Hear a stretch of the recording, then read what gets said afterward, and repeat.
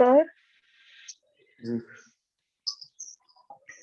Sir आप Google drive पे कर सकते हो क्या? मतलब वहाँ पे आपको फिर बार बार अपडेट करने की जरूरत नहीं पड़ेगी, मतलब वो होता रहेगा अपने आप ही अपडेट ना सेव करनी, तो हम लोग उसी में डायरेक्टली देख लेंगे। सी आई डू नॉट नो ये कैसे काम करता है आईपैड गूगल ड्राइव ये कैसे connected. I will try my best although I am not that tech savvy person, तो बहुत बेसिक मुझे सारी चीजें पता है, but I will do it. Okay ठीक है okay. I hope screen share है, विजिबल है and it will take 2 classes. 2 classes में हम इसको कवर अप करेंगे। तो मेजरली कुछ कंट्री न्यूज में है, उनको हमें पढ़ना है। कुछ आई गेस प्लेस भी न्यूज में होंगे, कुछ मीटिंग्स होंगी एंड कुछ पर्सनैलिटी भी होंगी एंड कुछ रैंकिंग भी होंगी इंटरनेशनली। और इसके अलावा भी जो भी एडिशनल इंफॉर्मेशन होगी मैं आपको दूंगा। And just trust the process, ये बेस्ट है। ऑनलाइन आपको ये नोट्स बनाना इज एफिशिएंट, तो इस बात को मेरे पे है ना ब्लाइंडली ट्रस्ट कर लो। और कुछ लोग ऐसे हैं कि नहीं सर बिल्कुल नहीं मानेंगे, हम तो ऑफलाइन वाले ही हैं, तो ठीक है 1-2 दिन जस्ट इसको एक्सपेरिमेंट बेस पे करके देखो, टाइम एफिशिएंट है। ओके अफगानिस्तान है, कुछ तालिबान से रिलेटेड हो रहा होगा, होने दो, हमें फर्क नहीं पड़ता। नाउ नई गवर्नमेंट आ गई है तालिबान की, दे आर ये रिकॉग्निशन मांग रहे हैं, ठीक है। एग्जाम पॉइंट ऑफ व्यू से क्या फैक्ट है जहाँ पे क्वेश्चन बन सकता है? So there is a organization called SAARC, इसमें both Afghanistan and India partner है, इसके बारे में हम ऑलरेडी पढ़ चुके हैं। और हमें याद रखना है कि एक डैम का प्रोजेक्ट था जो हमें बनवाया था, सलमा डैम, सलमा डैम, तो ये इंडिया ने यहाँ पे कंस्ट्रक्शन किया था, ये आपको याद रखना है। मैं इमेजेस भी दिखा दूंगा, अभी जस्ट आपको बेसिक ही बता रहा हूँ। और आपको याद रखना है कि Afghanistan is a landlock country, landlock country. ये मैं आपको मैप बार बार दिखाता रहूंगा सो दैट आपको एक होलिस्टिक अंडरस्टैंडिंग रहे। अभी देखो इसमें मेरी लोकेशन बताएगा। Okay so this is Afghanistan. तो अभी आप देख रहे हो it is a landlock country and कोई भी हमारे पास वे नहीं है कि कैसे डायरेक्टली एक्सेस हम ले पाए। बट अगर आप यहाँ पे देखोगे ना, इंडिया में अगर आप थोड़ा सा ऊपर जाओगे, इंडिया में अगर आप थोड़ा सा ऊपर जाएंगे यहाँ पे, अभी तुम फिर कंफ्यूज हो जाओगे। अगर आप इंडिया में थोड़ा सा ऊपर जाएंगे ना, सी दिस इज, ये हमारा कश्मीर का इलाका है गिलगित, और यहाँ पे गिलगित के ऊपर ये थोड़ा सा, मैं एरो नहीं कर पा रहा हूँ, गिलगित से जस्ट सीधा ऊपर देखिए 90 डिग्री ऊपर, ये थोड़ा सा अफगानिस्तान टच होता है, बट इसको मानते नहीं है। क्यों हम इसको नहीं मानते हैं? क्योंकि अफगानिस्तान इंडिया के साथ बॉर्डर शेयर करता है, बॉर्डर शेयर करता है, बॉर्डर शेयर करता है। बट हम इसलिए नहीं मानते हैं ना कि अगर मैं इंडिया का एक ऐसे मैप बनाऊं, तो ये जिस इलाके से बॉर्डर शेयर करता है, ये इलाका आपका पड़ता है, ये है आपका पीओके। तो पीओके से थोड़ा सा कनेक्टेड है पाकिस्तान ऑक्यूपाइड कश्मीर से। तो फॉर्मली हम बोलते हैं क्योंकि इस टेरिटरी को हम क्लेम करते हैं। तो yes Afghanistan share borders with India, but practically there is no accessibility, क्योंकि इंडिया का इलाका तो यहाँ तक है जो हमारे कंट्रोल में है, ये वाला फिर सारा पाकिस्तान कंट्रोल्ड है, which is known as PoK. तो है। और एक और बात आपको याद रखनी है, एक लाइन पर्टिकुलरली न्यूज में थी, तो पहले आप देखिए कि लाइक कि ये जो पाकिस्तान है ये भी इंडिया ही था जस्ट 75 ईयर्स अगो। और उस टाइम पे इंडिया और अफगानिस्तान के बीच में जो बॉर्डर लाइन थी उसको हम बोलते थे डूरेंड लाइन, डूरेंड लाइन। तो ये आपको याद रखनी है, डेफिनेटली अंग्रेजों ने, ये ब्रिटिशर्स ने की थी। तो ये आपको थोड़ी सी फैक्चुअल इंफॉर्मेशन याद रखनी है। 1 SAARC, second Salma dam, third आपका लैंडलॉक कंट्री है, फोर्थ आपका बॉर्डर शेयर करता है इंडिया के साथ, फिफ्थ ये डूरेंट लाइन। अब न्यूज में क्या था, नाटो पहले सपोर्ट करता था। What is NATO? अच्छा देखिए, मैं ना इन पीडीएफ को रिवाइज भी करा दूंगा एक बार अगेन, तो आराम से जस्ट सुनना है, क्योंकि लिखने में है ना, राइटिंग के चक्कर में कभी अंडरस्टैंडिंग कॉम्प्रोमाइज होती है, वो नहीं करना है। What is NATO? NATO is North Atlantic Treaty Organisation, North Atlantic Treaty Organisation. ये क्या थी, मैं इसकी थोड़ी सी आपको अगर मैं बैकग्राउंड बताऊं तो ये आ गए हम यूरोप में। अब ये पोलैंड दिख रहा होगा आपको, तो ये हो गया वेस्ट यूरोप, इधर यूएस की साइड वाला, और रशिया की साइड ये मॉस्को है, रशिया की साइड वाला हो गया ईस्ट यूरोप। तो था क्या, जितनी भी ईस्ट यूरोपियन कंट्री थी, ये सारी की सारी ये जो ईस्ट यूरोपियन कंट्री है, दे प्रैक्टिकली सपोर्टेड रशिया, और ये यूएसएसआर का पार्ट थी फॉर्मल। और ये जो वेस्ट यूरोपियन कंट्री है, लाइक आपका Britain, Germany, France, even Germany भी दो पार्ट में डिवाइडेड हो गया था, तो ये सारी सपोर्ट करती थी यूएस को।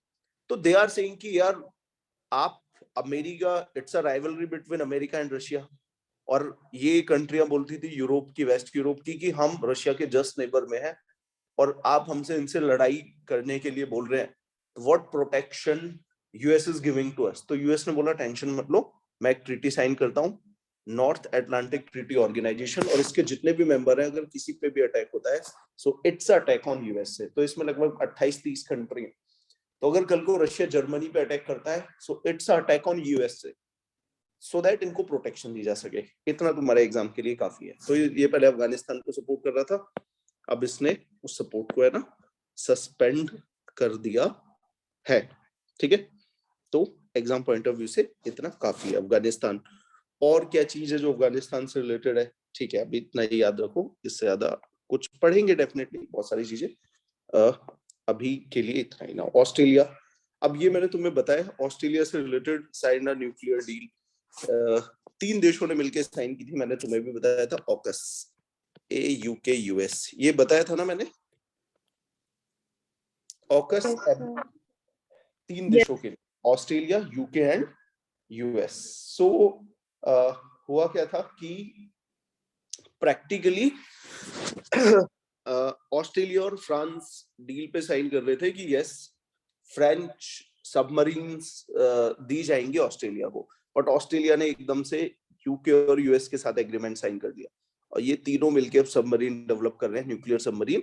तो इसको ऑकस बोलते हैं। It's a most probable question, and UPSC mains अभी 3-4 दिन में इस पे क्वेश्चन आ चुका है, तो मोस्ट प्रोबेबल था यार पॉइंट ऑफ व्यू से। तो ऑकस आपको याद रखना है। तो 3 देश हैं, बस इतना याद रखना है, ठीक है। ये फर्स्ट न्यूक्लियर पावर सबमरीन मिलेगी। अच्छा, इसने एक लॉ बनाया है to make Google, Facebook page for news. अभी आप देख रहे हो ना, यू में जस्ट इमेजिन कि गूगल फीड में आपकी सारी न्यूज मिल जाती है। उस न्यूज को गैदर करने के लिए न्यूज़पेपर्स ग्राउंड पे अपने रिपोर्टर्स को भेजते हैं, अपने लॉजिस्टिक खर्च करते हैं, सैलरी देते हैं, बट जैसे ही वो ऑनलाइन अपडेट करते हैं, गूगल को रिफ्लेक्ट हो जाती है, और सारा का सारा जो एड से रिवेन्यू है वो गूगल जनरेट कर रहा है। तो ये एक बड़ा चल रहा है, जो हमारे देश की ट्रेडिशनल मीडिया थी सोशल मीडिया के टाइम में, तो वो अपनी लाइक सस्टेनेबिलिटी पे क्वेश्चन मार्क लग गया है। तो वहां पे दे आर सेइंग कि you have to pay royalty to the authentic news generator जो आपके गूगल फीड में है, तो उससे रिलेटेड इन्होंने कोई टैक्स लगाने की बात की होगी। इसके अलावा आपको याद रखना है, एक टैक्स का नाम था गाफा टैक्स। तो ये भी कुछ नहीं था, इवन सोशल मीडिया जायंट्स पे जो टैक्स लग रहा है, गूगल, अमेजॉन, फेसबुक, तो ये ही वही टैक्स था, ठीक है। गाफा टैक्स, ओके। एक और है, ये होमवर्क आपको करके ना है, इक्वलाइजेशन लेवी।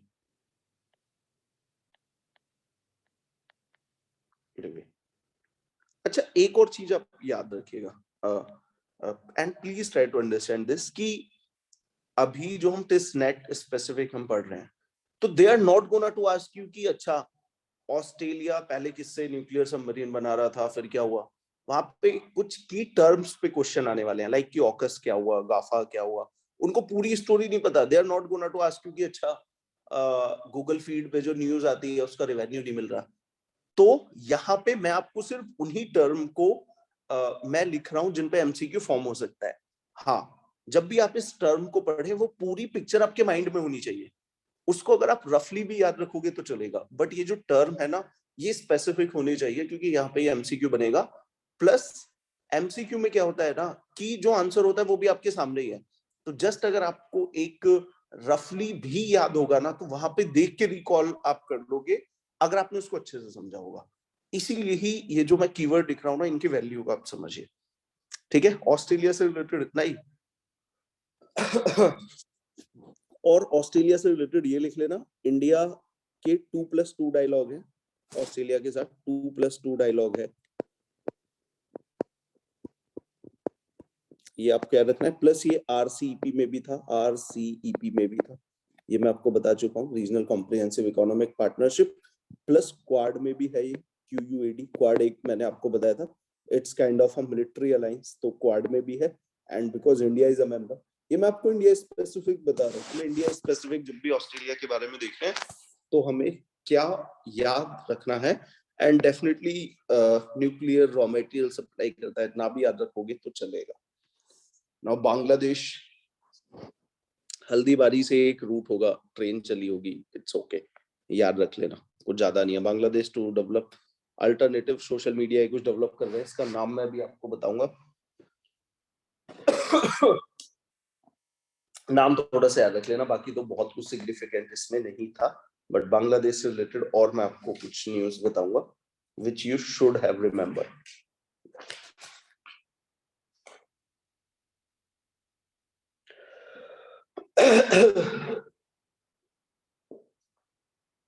अब इन्होंने नाम दिया, जस्ट याद रख लेना, दे में आस्क एमसीक्यू की क्या है ये, जोगा जोग, नो ये है, नाम अच्छा लगे या ना, it's up to you. National app portal इन्होंने बनाया है फॉर एक, ये छोड़ो ये कुछ नहीं है, आर्टिफिशियल अमरवासा, it's a artificial intelligence enabled software. ये क्या करता है, जो भी वहां के सुप्रीम कोर्ट की जजमेंट है ना इंग्लिश में, उनको ये कन्वर्ट करता है बांग्ला में। नाउ ये आप बात बोल सकते हो, इन इंडिया हमें भी इस चीज की जरूरत है, क्योंकि हमारा भी सुप्रीम कोर्ट इंग्लिश में फंक्शन करता है। And just understand the diversity of this country, literacy of this country, तो हमें भी शायद कुछ ऐसा क्रिएटिविटी करें for more, for justice, for a inclusive society.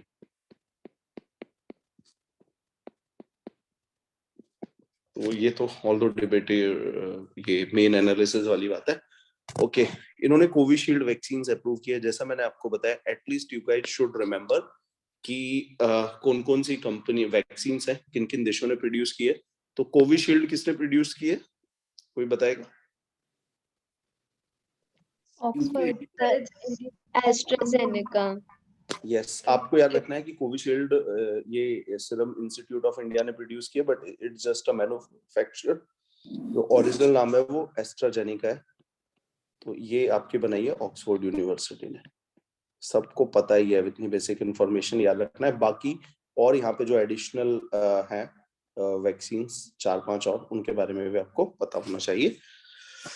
Botswana ये कंट्री यहाँ पे वर्ल्ड में सबसे बड़ा, थर्ड लार्जेस्ट एक डायमंड मिला है, ठीक है, इतना याद रखना है आपको। बाद में सी आप क्या कर सकते हो ना, कि ये आपको इतना मिल गया, अब आपको और ज्यादा इसमें कुछ, अच्छा बांग्लादेश से रिलेटेड मुझे कुछ बताना था, बांग्लादेश से रिलेटेड मुझे आपको कुछ एडिशनल इंफॉर्मेशन देनी थी। ओके, मैं यहाँ पे आपको देता हूँ बांग्लादेश से रिलेटेड। सो ये जियोग्राफी के मैप वाली क्लासेस में मैंने आपको बताया, बट आप सभी को पता होगा 1947 में तो ये पहले पाकिस्तान बना, ईस्ट पाकिस्तान का पार्ट था। उसके बाद 1971 में लिबरेशन वॉर हुई, and then it became Bangladesh. और उसके बाद से इंडिया से रिलेशन इनके अच्छे ही है, because India has played a very crucial role in liberation war of Bangladesh. उसके बाद अगर आप देखते हो तो just a very factual information, कुछ ऑर्गेनाइजेशंस है कॉमन जिसमें हमारा पार्टनर है, लाइक बिम्स्टेक, बिम्स्टेक एक ऑर्गेनाइजेशन है, आशियान है, आशियान नहीं सॉरी सार्क, सार्क है, दोनों ऑर्गेनाइजेशन में एक साथ में मेंबर है। प्लस जो लाइन है उसको बोलते हैं red Cliff line, red Cliff line. And India की 5 स्टेट्स बॉर्डर शेयर करती हैं, 5 स्टेट बॉर्डर शेयर करती हैं। एंड जस्ट ये था, ये मैं आपको बता रही हूँ, जस्ट मुझे याद ही आ गया, क्योंकि यहाँ पे बहुत ज्यादा इलीगल ड्रग्स की ट्रैफिकिंग होती है, प्लस यहाँ पे पेड सेक्स की भी एक्टिविटी होती है। बहुत सारे सेक्सुअल वर्कर्स बांग्लादेश से इंडिया के नेबरिंग स्टेट में आ जाते हैं, तो हमारे देश में एड्स से रिलेटेड जो केसेस हैं, वो जितनी भी ये 5 स्टेट है ना, इनमें केसेस इंक्रीज हो रहे हैं। और इससे रिलेटेड वर्ल्ड बैंक की कैंपेन है 90-90-90। दे आर सेइंग कि जितने भी लोगों को एड्स है 90% को डिटेक्ट करेंगे, 90% को एक थेरेपी देंगे, एंड वी आर एक्सपेक्टिंग कि 90% इंप्रूवमेंट दिखाएं। तो जस्ट 90-90-19 कैंपेन है, तो ये आपको याद रखना है बांग्लादेश से रिलेटेड। और it's a gateway to north east India, gateway to north east India. तो वहां पे बड़ा अच्छा एक तो यहाँ पे एक प्रोजेक्ट भी था, जस्ट मैं भी याद कर रहा हूँ। एडवांस जवाब पढ़ो ना, 2-3 बार याद हो जाए, तो इसको थोड़ा सा गूगल कर लेना, मुझे याद दिला देना, मैं बताऊंगा। एक दो प्रोजेक्ट थे जहां से मैप में मैं भी आपको एक बार दिखा रहा हूँ। आप देखिए कि ये रहा हमारा बांग्लादेश। ओके, ये रहा बांग्लादेश। तो अगर आप नॉर्मली इंडिया से जाएंगे तो देखिए, हमें अगर मिजोरम जाना है, लाइक यहाँ पे मिजोरम जाना है, तो आपको कैसे आना पड़ेगा, यहाँ पे आएंगे, फिर ये पूरा आपको ये जो रिवर है यहाँ पे होते हुए तब यहाँ से आना है। बट अगर आप नॉर्मली बांग्लादेश हमें एक्सेस दे दे तो वेस्ट बंगाल से हम सीधा मिजोरम जा सकते हैं। और याद रखिएगा ये सारा हिली एरिया है, ऊपर से आप जाओगे असम होते हुए, सारा हिली एरिया है। एंड यू नो कि हिली एरिया में 15 किलोमीटर को भी राउंड राउंड घूम घूम के बहुत टाइम कंज्यूम होता है। बांग्लादेश पूरा प्लेन एरिया है, तो बांग्लादेश हमें एक एक्सेस देता है gateway to north eastern India, which is not very well connected with the rest of the India. That's why developmental activity वहां पे अच्छे से नहीं हो पाती है। तो ये आपको थोड़ा सा याद रखना है। अच्छा, यहाँ पे एक और है बांग्लादेश से रिलेटेड, वो है आपका रोहिंग्याज मुस्लिम।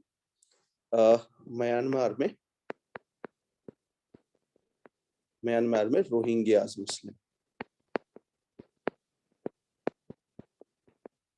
तो ये एक रोहिंग्याज मुस्लिम का इशू है। एंड क्योंकि रोहिंग्याज ओरिजिनली इनका ओरिजिन बांग्लादेश से हुआ था, एंड कुछ लोग बोलते हैं बांग्लादेश बांग्लादेश क्यों कर रहे हो, ब्रिटिशर्स ही लेके गए थे, that time they were Indians, Bangladesh was a part of India. तो प्रैक्टिकली बात भी सही है, आज से 70 साल पहले तो बांग्लादेशी भी अपने ही तो भाई थे। तो ये आपको याद रखना है, रोहिंग्याज। और ये म्यांमार की एक जियोग्राफिकल लोकेशन है, Rakhine, I guess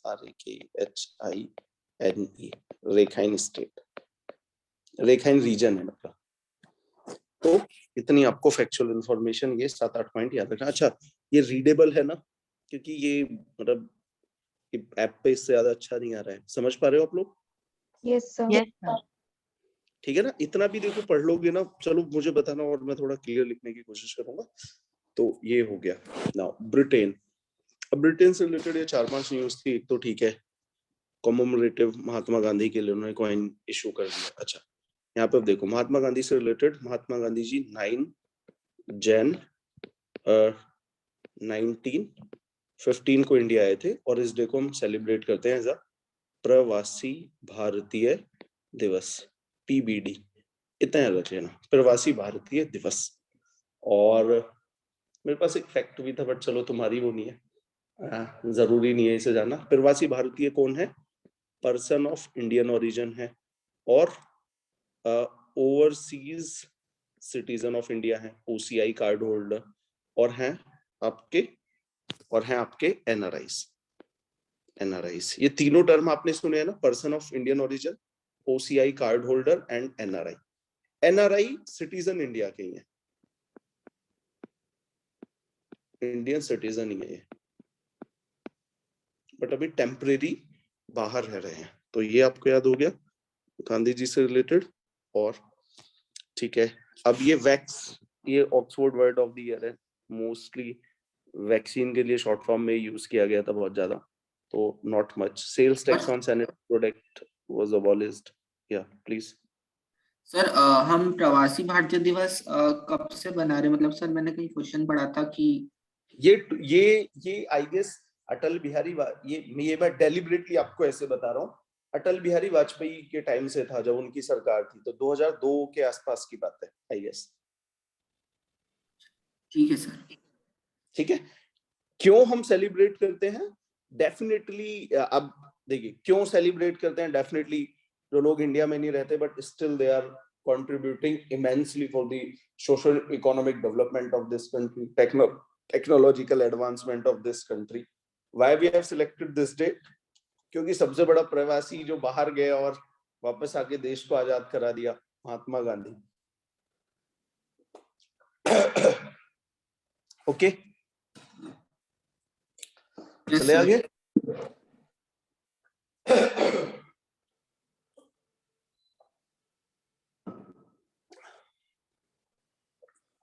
okay then sales tax on sanitary product abolish, ठीक है। बैंक ऑफ इंग्लैंड न्यूज छोड़ो, इस पे कुछ नहीं आ रहा।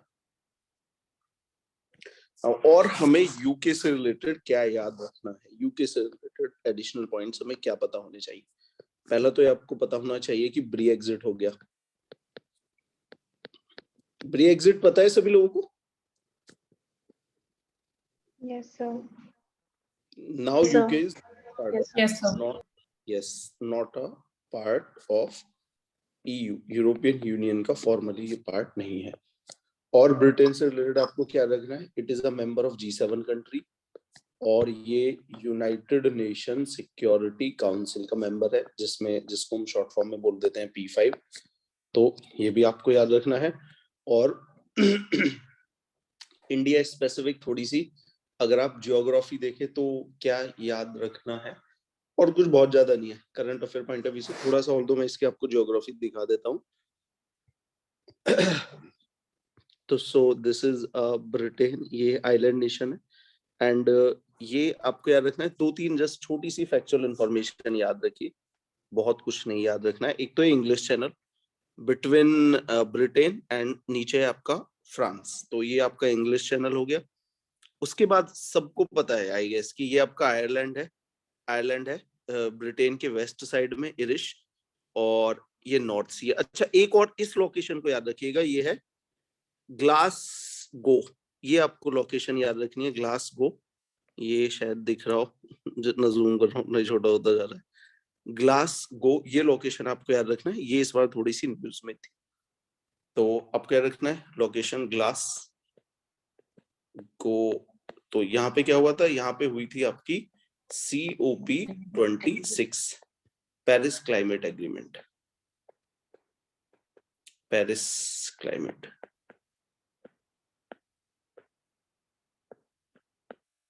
तो ये आपको याद रखना है। और आपको क्या याद रखना है, लाइक आयरलैंड मैंने आपको बताया था, आयरलैंड से रिलेटेड आपको याद रखना है। कोई मुझे कॉन्स्टिट्यूशन से रिलेटेड बताएगा आयरलैंड के बारे में 2-3 सिग्निफिकेंट पॉइंट। आयरलैंड से हमने लिया हुआ है DPSP। Yes, sir. Yes and एक जो इंडियन नेशनल कांग्रेस थी उसकी first lady president, first women president, Any patient. ये भी यहाँ से ही थी। यस इन्होंने कौन सा मूवमेंट लॉन्च किया था? home rule. यस HRM, ठीक है। देखिए अभी पता है क्या करना है, फर्स्ट गो में इतना पढ़िए, जब ये आपको अच्छे से हो जाए 3-4 और पढ़िए, फिर आप क्या कर सकते हो, ओके लेट्स सी ब्रिटेन था, ब्रिटेन का हल्का सा मैप देख लिया, हर एक देश का नहीं देखना है, लेकिन 9-10 ऐसी कंट्री हैं कि थोड़ा मैप पे भी देख लोगे ना तो थोड़ा अच्छा रहेगा, like US, China, France, Germany, Britain, ज्यादा नहीं है ये 7-8-10 कंट्री है। हर एक फिर छोटी कंट्री का मैप उठा के नहीं बैठ जाना है, बट इतना करोगे काफी है। ओके ठीक है, सो इंडिया स्पेसिफिक और आई डोंट थिंक कि कोई बहुत मेजर न्यूज होगी, यही है। ओके बारबाडोस, इन्होंने क्या किया है ना, ये इन्होंने न्यूएस्ट रिपब्लिक है, ये पहले क्राउन के अंडर में आते थे, लेकिन इन्होंने अब अपने आप को क्राउन से अलग कर दिया है, क्राउन वही ब्रिटिश क्राउन, तो बस ठीक है। अच्छा इनकी फर्स्ट एवर इलेक्टेड प्रेसिडेंट थी, इनका मैं आपको नाम बता रहा हूँ, ये थोड़ा सा याद रख लेना। There might be, sorry So Sandra Mason. हाँ बिल्कुल ठीक है, सैंड्रा मैसन। तो ये आपको नाम याद रखना है कि न्यूएस्ट रिपब्लिक था, ठीक है। बुल्गारिया ठीक है, जाने दो, नॉट मच इन न्यूज, बहुत कोई बड़ी न्यूज नहीं है। Canada, Trudeau won third term as a prime minister, Canada से रिलेटेड क्या याद रखना है, एग्जाम पॉइंट ऑफ व्यू से कनाडा आप देखते हो इंडिया के रिलेशन भी इतने बड़े अच्छे नहीं है, जस्ट बिकॉज ऑफ वो बड़े लिबरल है, तो जो लिबरल डेमोक्रेसीज है वो, अगर कुछ लोग सेपरेटिस्ट भी है ना, वो उनसे भी अच्छे से बात करते हैं, तो वो खालिस्तानी को लेके थोड़ा सा हमारा इन लोगों के साथ रिलेशन स्ट्रांग नहीं है, अच्छा नहीं है। But exam point of view से यू मे रिमेंबर कि Canada is a part of G7 country, G7 country का एक पार्ट है, ग्रुप ऑफ 7, एंड G20 का भी पार्ट है, if I am not wrong, 99.9% correct है। और आई डोंट एक काउंसिल है, वो मैं बताऊंगा, आर्कटिक काउंसिल। आर्कटिक काउंसिल,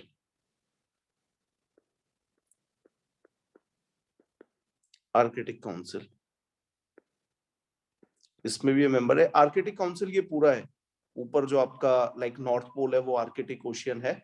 आपको एक चीज याद रखनी है, ज्योग्राफी में आई गेस कुछ लोगों को शायद पता भी हो कि जो सदर्न पोल है अंटार्कटिका, वो एक कॉन्टिनेंट है, बट नॉर्थ पोल जो आर्कटिक ओशियन है वो एक ओशियन है। And Atlantic is a ocean, तो कंफ्यूज नहीं होना है अंटार्कटिका और एटलांटिक में। तो Antarctica is a continent, Arctic is a ocean. Global warming हो रही है, स्नो मेल्ट हो रही है, तो दोबारा से ये जो आर्कटिक की आइस मेल्ट हो रही है, and there is a opportunity for all these countries जो आपके आर्कटिक ओशन के आसपास है, तो उनके लिए नए रूट ओपन हो रहे हैं, नई अपॉर्चुनिटी ओपन हो रही है। देन फॉसिल्स है, फॉसिल फ्यूल्स है, तो पूरा ही एक नया गेम चेंजिंग इवेंट चल रहा है। Now China. सर या सर आपने लास्ट वर्ड क्या लिखा है? आर्कटिक काउंसिल ही लिखा था हमने, पर council. Yes, council council council.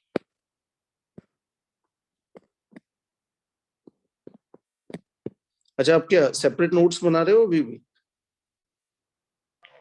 नहीं सर, उसी में से देखी। ओके ठीक है, तो इसमें मैं अगर किसी को लगे क्लियरिटी नहीं आ रही, मैं कुछ गलती से कुछ भी लिख रहा हूँ, तो प्लीज करेक्ट कराते रहना, भाई आप ही के नोट्स बन रहे हैं, ठीक है? Okay, so then China. Now China हमारे लिए तो इससे क्रिटिकल कोई कंट्री है ही नहीं। सबसे पहले अभी जो लेटेस्ट न्यूज है कि इस साल जो हमारी ट्रेड रही है, ट्रेड है, वो लगभग 125 बिलियन की है, 125 बिलियन की है। हाईएस्ट विद, मतलब हाईएस्ट ट्रेडिंग पार्टनर है, जिसमें से इंडिया ने जो इंपोर्ट किया, इंडिया ने जो इंपोर्ट किया है वो किया है 100 बिलियन का।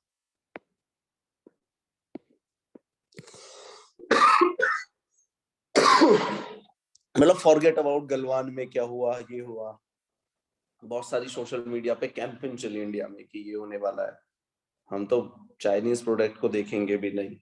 एंड फाइनली दिस इज जो प्रैक्टिकलिटी है कि कैसे चाइना के साथ हमारी ट्रेड बढ़ती ही जा रही है। तो 125 बिलियन का हमने इंपोर्ट किया है और सिर्फ 25 बिलियन का एक्सपोर्ट किया है, ओनली 25 बिलियन का हमने एक्सपोर्ट किया है। सो अगेन ये इटसेल्फ बता रहा है कि कितनी चिंता की बात है। तो और कुछ चीज देख लेते हैं चाइना से रिलेटेड, फिर जो न्यूज में है उस पर भी आएंगे हम। चाइना से रिलेटेड जो हमें याद रखना है, तो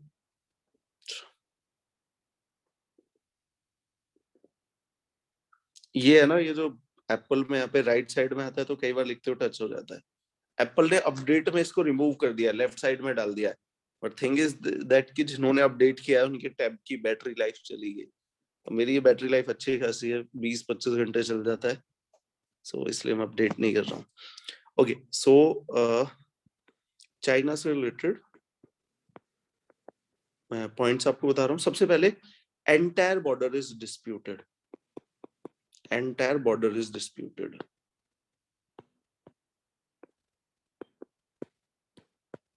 आप कहीं पे एक पॉइंट बोल ही नहीं सकते कि this is part of India and this is part of China. There is no mutual understanding.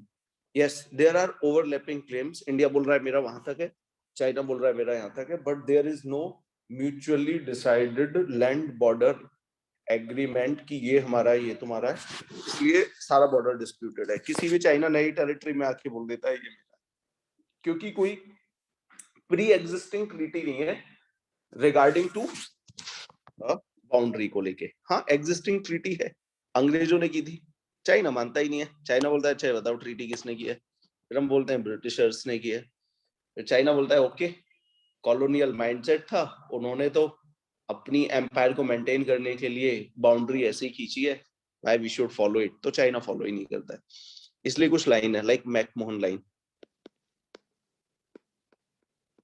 McMahon line. तो ये है अरुणाचल प्रदेश और जो चाइना वाला बॉर्डर है, तो वहां पे है ये। लेकिन अगेन चाइना बोलता ही नहीं है, ये बोलता है छो किसने लाइन ड्रॉ की थी, कौन थे, रामू काका थे, कौन थे, मैकमोहन, कौन थे, अंग्रेज थे। तो अगेन चाइना इसको मानता ही नहीं है, उनकी अपनी आर्ग्यूमेंट है। तीसरा, हमारी जो मिलिट्री है चाइना के साथ जो फोर्स है बॉर्डर को देखती है वो आईटीबीपी है, इंडो तिब्बत बॉर्डर पुलिस। अभी मैं आऊंगा यहाँ पे आपका लद्दाख वाले रीजन पे स्पेशली एक मैप के द्वारा। उसके अलावा कुछ ऑर्गेनाइजेशन है जिसमें हम तीनों कॉमन मेंबर हैं, लाइक एससीओ है, शंघाई कोऑपरेशन ऑर्गेनाइजेशन। उसके बाद ब्रिक्स है, उसके बाद G20 है, और ब्रिक्स तो बहुत एडवांस लेवल पे चली गई है, ब्रिक्स के बारे में भी मैं आपको बताऊंगा। तो G20 है, ये तीनों ऑर्गेनाइजेशन है जिसमें मेंबर है। इसके दो इंस्टीट्यूशन है, Asia infrastructure investment bank AIIB, और एक है NDB न्यू डेवलपमेंट बैंक। तो इन दोनों में इंडिया और चाइना ने एक अच्छा वर्ल्ड ऑर्डर क्रिएट किया है, बट अगेन अब तो रिलेशन ही हमारे अच्छे नहीं चल रहे। और चाइना से रिलेटेड अगर आप देखो तो और क्या याद रखना है, चलो बताएंगे। इंडिया से रिलेटेड अच्छा ये जम्मू एंड वो उधर बताना है आपको, लद्दाख वाला। तो लाइक अब गलवान लोकेशन आप सभी को पता ही होनी चाहिए, गलवान रिवर भी है एंड पोंग लेक भी है, न्यूज में ही था ये अभी। ये दोनों लोकेशन है, ये आपको याद रखना है, ये न्यूज में ही थी अभी। अगेन वहां पे एक कॉन्सेप्ट आता है LOAC, line of actual control. तो ये कॉन्सेप्ट चाइना के साथ ही आता है, जहां पे अब LOAC line of actual control, इसका भी डिफरेंट परसेप्शन है। मतलब मैंने इसके बारे में बहुत पढ़ा हुआ है, and you will be surprised कि गवर्नमेंट, आप बोलते हो ना कि राहुल गांधी बोल रहे हैं कि चाइना वाले हमारे देश में 20 किलोमीटर अंदर तक आ गए हैं। सो बहुत सारे लोगों ने उनसे, जो स्ट्रेटेजिक एक्सपर्ट है, उन्होंने ट्विटर पे पूछा कि sir just give us the latitude and longitude, किस रेफरेंस पॉइंट से आप 20 किलोमीटर बता रहे हो? आप ये बोल रहे हो ना कि 20 किलोमीटर अंदर आ गए हैं, किस रेफरेंस से बता रहे हैं? उसका एक मैप का पॉइंट तो करके हमें दे दो। बिकॉज इंडिया ने कभी भी ओपनली माना ही नहीं है कि this is our LOAC। Are you getting my point? मतलब एक इंटरप्ले वाला ओवरलैपिंग एरिया है, वहां पे हम ये बोल ही नहीं रहे कि ये वाली लाइन हमारी है, हम क्लेम ही नहीं कर रहे, बस ऐसे ही बोलते हैं कि LOAC हमारी है। मतलब मुझे आधा घंटा चाहिए इसको एक्सप्लेन करने के लिए, बट चलो थोड़ा सा यहाँ पे मैं आपको एक मैप दिखाता हूँ।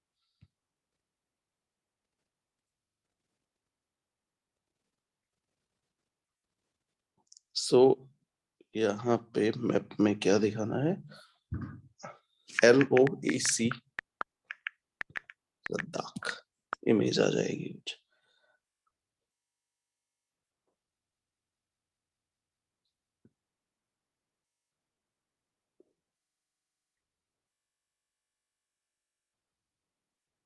कोई अच्छा सा मैप नहीं आया जिसमें दो मल्टीपल इसमें है शायद।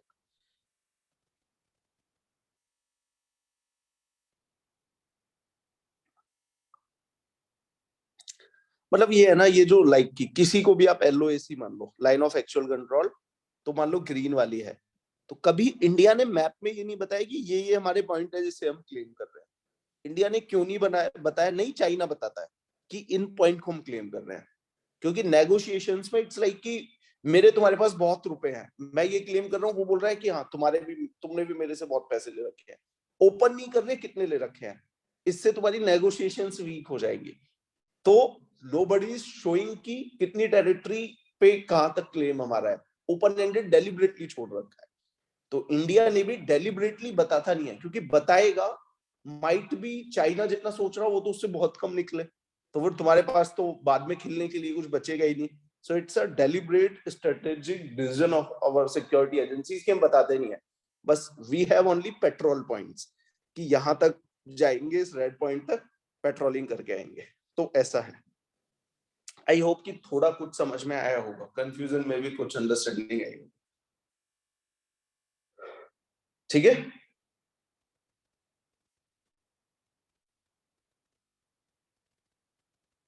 चले आगे। Yes, sir. Yes, sir. Yes, sir. Yes, LOAC याद रखना है, ये चाइना के साथ है, लाइन ऑफ एक्चुअल कंट्रोल। और जो आपका LOC है, LOC पाकिस्तान के साथ है, और यहाँ पे जॉनसन्स लाइन भी बोलते हैं इसको।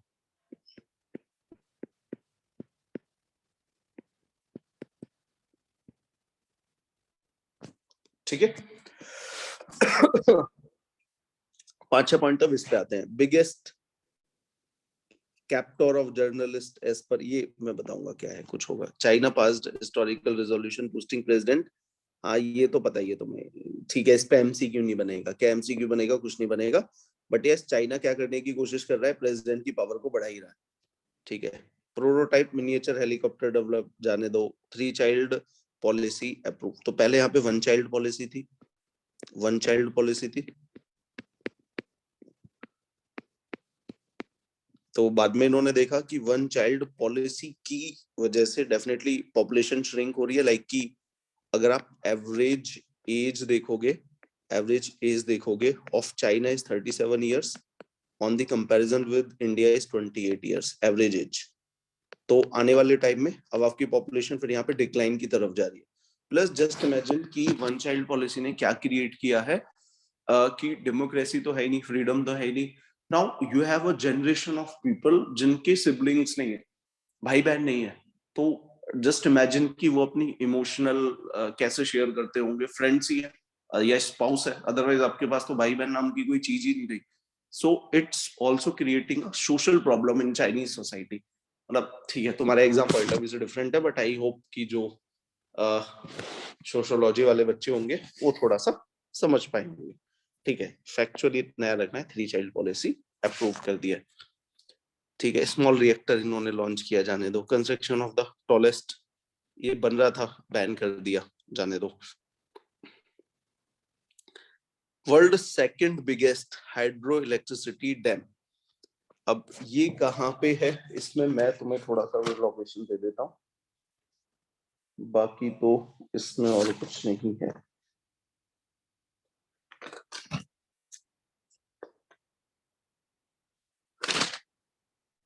तो भाग गया आपका चाइना।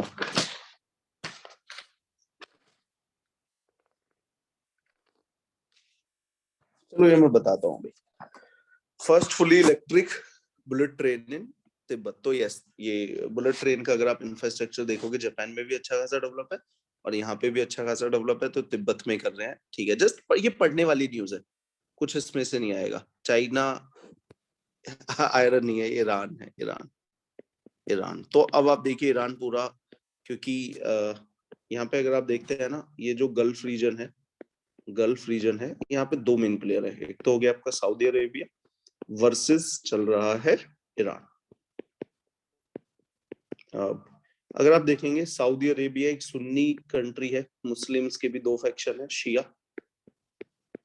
एंड सुन्नी। तो शिया सुन्नी का डिवीजन है।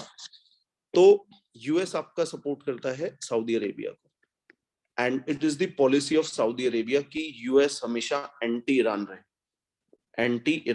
It is the policy of. तो फाइनली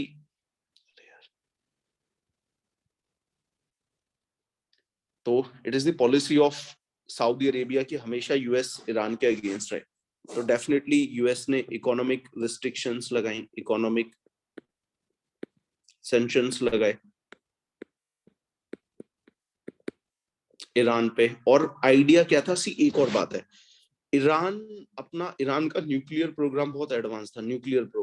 ईरान का न्यूक्लियर प्रोग्राम ये न्यूक्लियर बॉम्ब बनाने की डायरेक्शन में था। इसलिए यूएस बोल रहा है कि आप न्यूक्लियर बॉम्ब बना रहे हो, मत बनाओ, जो भी था।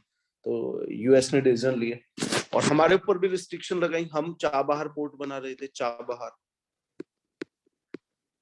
चाबहार पोर्ट बना रहे थे ईरान में, और हम क्या कोशिश कर रहे थे कि ईरान में चाबहार पोर्ट बनाएंगे और एक रोड लिंक बना देंगे, रेलवे लिंक अफगानिस्तान के लिए। कि अफगानिस्तान, हमें क्या पता था कि तालिबान इतने जल्दी आएगा और ओवरटेक कर लेगा। तो हम तो पैसिव ऑप्टिमिस्ट ही थे कि चाबहार पोर्ट बनाएंगे और लॉन्ग टर्म के लिए ईरान से कनेक्टिविटी एस्टैब्लिश कर लेंगे।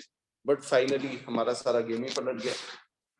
ईरान में आपका यूएस और चाइना के बीच में स्ट्रॉन्ग राइवलरी होगी। ईरान जो हमारे कभी सपोर्ट में रहता था, चाइना और हमारे लिए न्यूट्रल ही था, अब वो पूरा चाइना की साइड चला गया एंड अफगानिस्तान में पूरा गेम ही पलट गया। तो अगर आप देखते हो ना, इस वेस्ट एशिया में इंडिया की position is not so strong. Even we do not have what I say हमारे पास अब कुछ बचा नहीं है खेलने के लिए।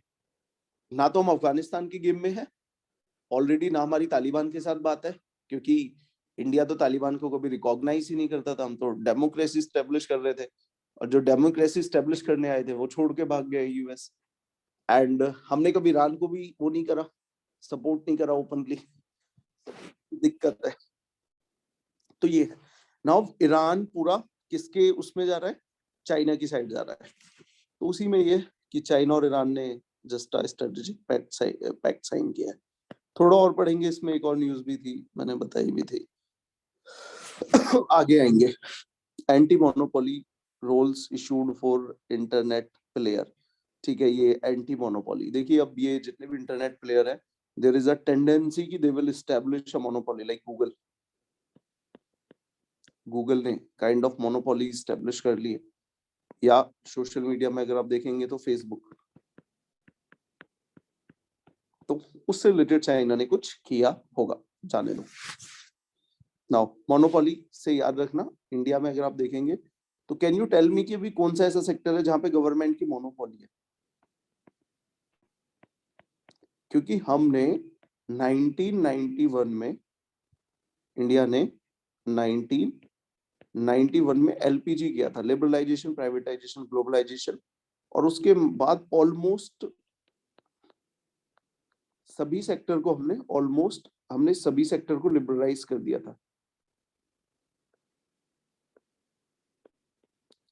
Liberalised all sectors. अभी भी कोई बताएगा गवर्नमेंट की मोनोपोली है इंडिया में कहीं पे? जिस maybe जो बिल्कुल गवर्नमेंट स्पेसिफिक फंक्शनिंग्स हैं, जैसे मिनिस्ट्री ऑफ कोल हो गया, रेलवेज हो गया। सी कोल को हमने, यही मैं आपको बताना चाह रहा हूँ, डिफेंस को हमने प्राइवेटाइज कर दिया है। डिफेंस का मतलब डिफेंस मैन्युफैक्चरिंग। स्पेस को 2020 में कर दिया है, 2020 में। Now any startup or any other company can start producing rockets and satellite like Elon Musk. Railway में भी हम प्राइवेटाइज कर रहे हैं, रेलवे के ऑपरेशन में भी कर रहे हैं, like there are certain trains, कुछ रूट को हमने प्राइवेटाइज कर दिया है। उसके अलावा और बताइए, कोल सेक्टर को भी कर दिया है, पिछले 1-2 साल में ही किया है। Now coal production is also privatised. See privatisation का ऐसा मतलब नहीं है कि एकदम से अब देश के आधी कोल प्राइवेट सेक्टर प्रोड्यूस करना स्टार्ट कर दे। It will take time, but yes we have started opening the coal sector also. So right now monopoly almost हमने खत्म कर दी है एक्सेप्ट एटॉमिक सेक्टर। ये याद रखना, इसलिए मैं आपसे पूछ रहा था एटॉमिक सेक्टर। तो और लाइक स्पेस हो गया, ये सारी चीजें, और जियो स्पेशल मैपिंग, ये सब हमने प्राइवेटाइज कर दिया। China is the largest trading partner of European union. कितनी है? लगभग 800 बिलियन की ट्रेड होती है, 800 बिलियन की ट्रेड होती है सर यूरोपियन यूनियन के साथ चाइना की। हमारे साथ ही देख लो 125 बिलियन की ट्रेड है। BBC world news ban from, अच्छा चाइना ने बैन कर दिया बीबीसी को। बीबीसी आपको पता है ब्रिटिश है, ब्रिटिश एक न्यूज चैनल है, एंड डेफिनेटली अपना ही उनका चला रहता है। चेक रिपब्लिक, ये नए पीएम बने होंगे, फैक्चुअल इंफॉर्मेशन है, जस्ट पढ़ लेना। डेनमार्क पीएम आए होंगे, स्टैन कैस्टल कुछ बनाया होगा, ये ठीक है, ऐसे ही न्यूज है। वर्ल्ड फर्स्ट एनर्जी आइलैंड,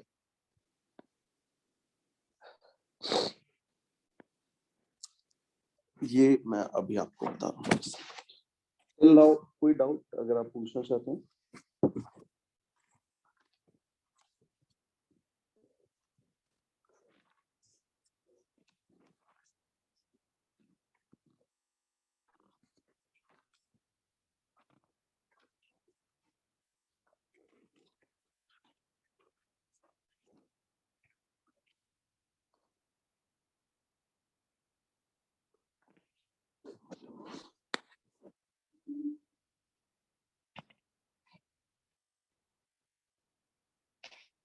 ठीक है, ये भी जस्ट आपको याद ही रखना है, ये कुछ नहीं है, जस्ट जैसा मैंने आपको बताया ना कि डेनमार्क के पास अगर आप जाएंगे ना, तो यहाँ पे इनके पास डिफरेंट वेज है ग्रीन एनर्जी के।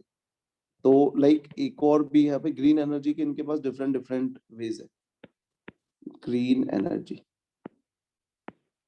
लाइक कि ये लोग आपके टाइड से भी एनर्जी बना लेते हैं, प्लस हॉट स्प्रिंग से भी बना लेते हैं। हॉट स्प्रिंग माउंटेन्स में आप देखते हो, इंडिया में भी है कहीं कहीं पे, तो उसी के लिए कुछ डेडिकेटेड आइलैंड पे कुछ प्रोड्यूस कर रहे होंगे, दैट्स इनफ। तो इतना ही आपको याद रखना है, और कुछ बहुत बड़ा इसमें नहीं है।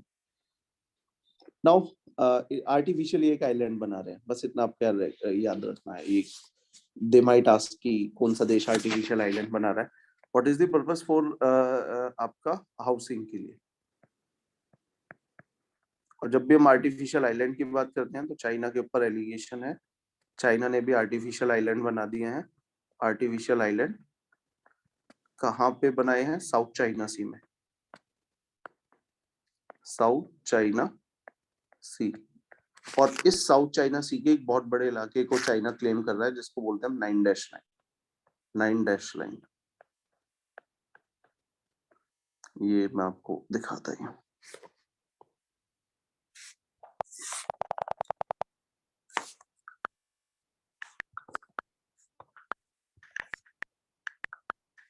नाइन डैश लाइन ये साउथ चाइना सी का ये इलाका है which is claimed by China.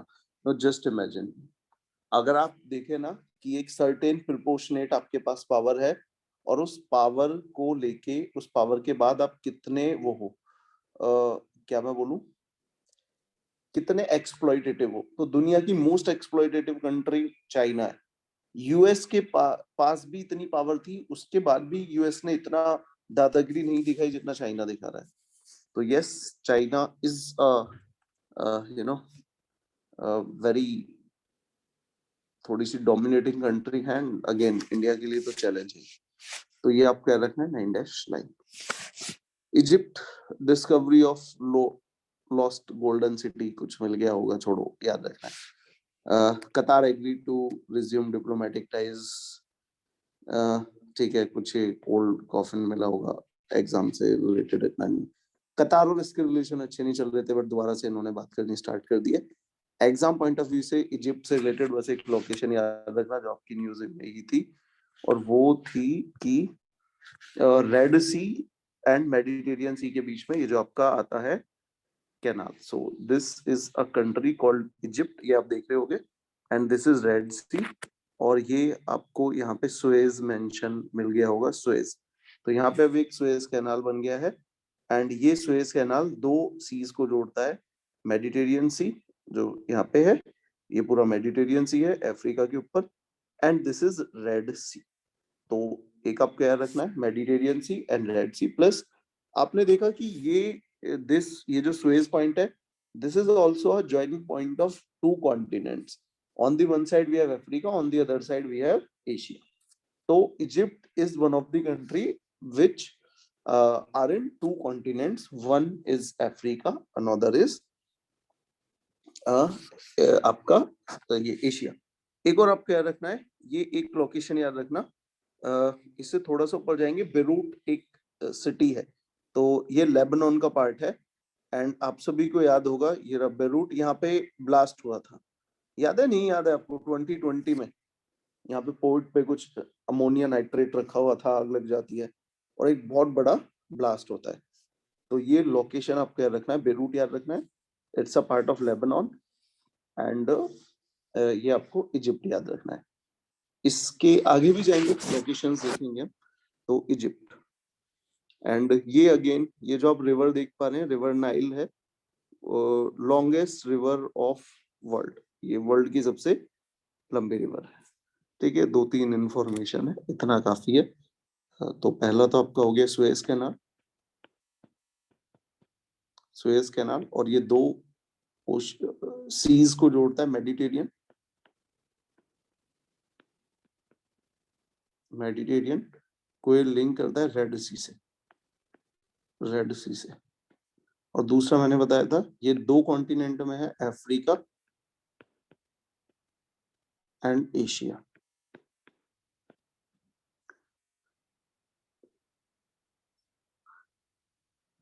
Suez canal आपको याद होगा, अभी 2020 में ही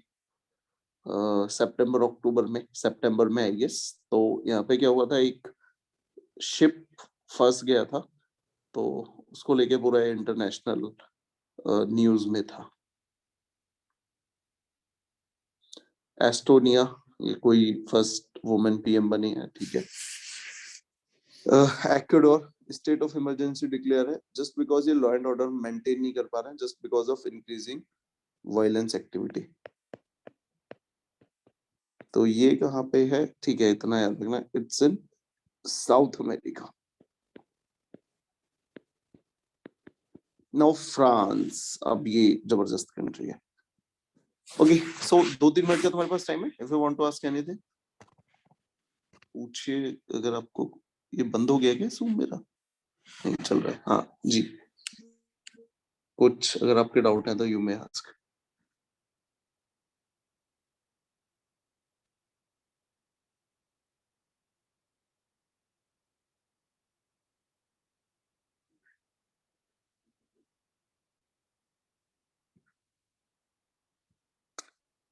please anyone.